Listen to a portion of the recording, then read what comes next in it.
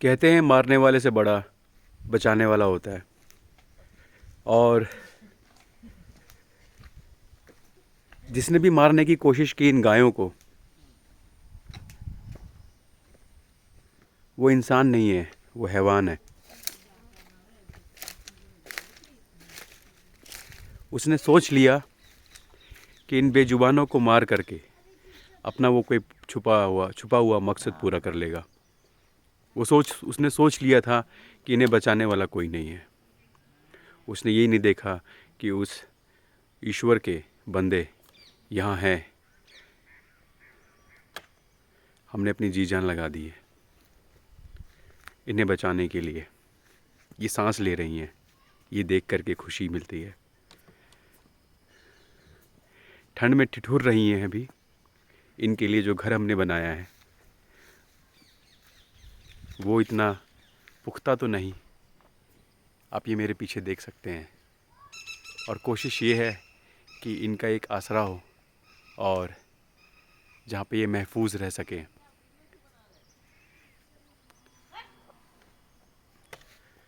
अब सवाल ये है कि क्या जीते हुए किसी को देखकर आपको खुशी होती है? मतलब मेरा ये नहीं कहना है कि आप जीते हुए लोगों को देख करके दुखी होते हैं, बट जो मौत की दहलीज से किसी को खींच करके लेकर आना वापस, ये जीत है। और इसके लिए जीना भी सार्थक है। मेरे पीछे वो सारी गायें हैं जिनकी ज़िंदगी कुछ समय पहले, कुछ दिनों पहले लेने की कोशिश की गई थी। आज इनकी हालत में बहुत सुधार है। बहुत सारी दवाइयाँ दी गई हैं इन्हें। इनके छोटा बच्चा माँ कह रहा है, माँ। ये आवाज़ सुन के इतना सुकून मिलता है ना।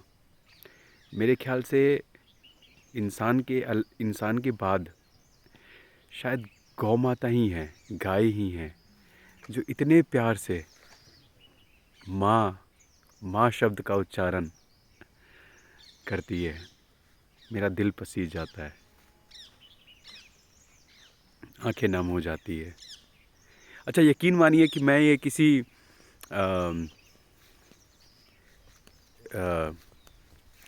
किसी को गुमराह करने के लिए नहीं कह रहा।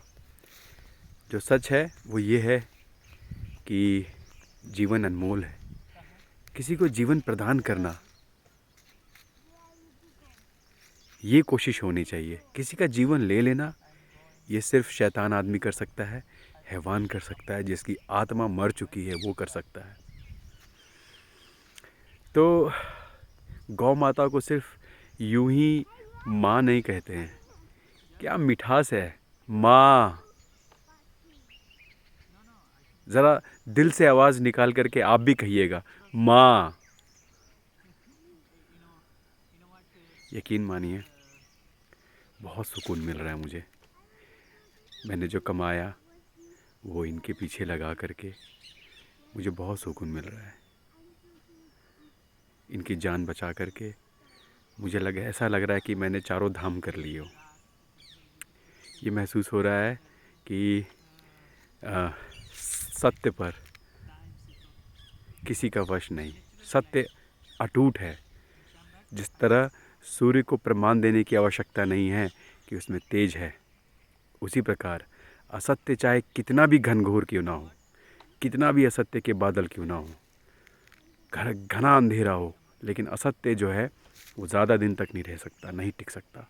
सत्य की एक रोशनी उस अंधेरे को चीर करके बाहर निकलती है। ये जीत अच्छाई की है उस बुराई से जो बुराई हम देखते हैं अपनी रोज़मर्रा की ज़िंदगी में।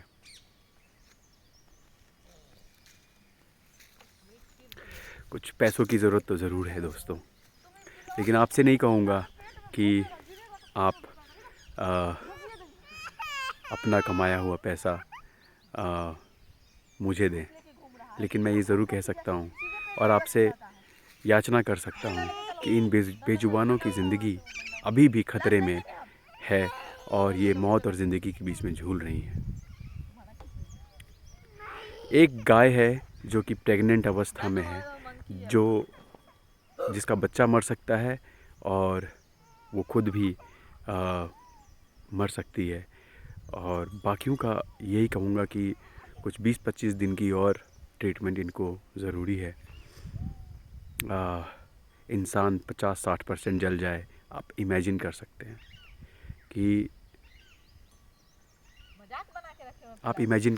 कि कितना कष्ट होता होगा, कितना कितना दर्द होता होगा।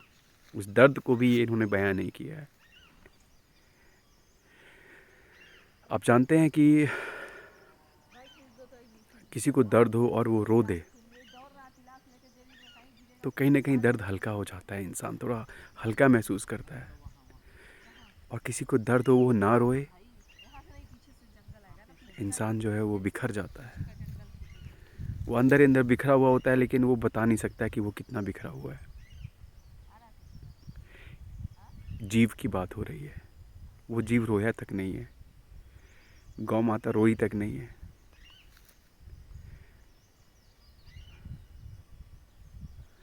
और जो दर्द है वो अपने दिल में बचा करके रखी है, उन्होंने दिल में बसा करके रखा हुआ है।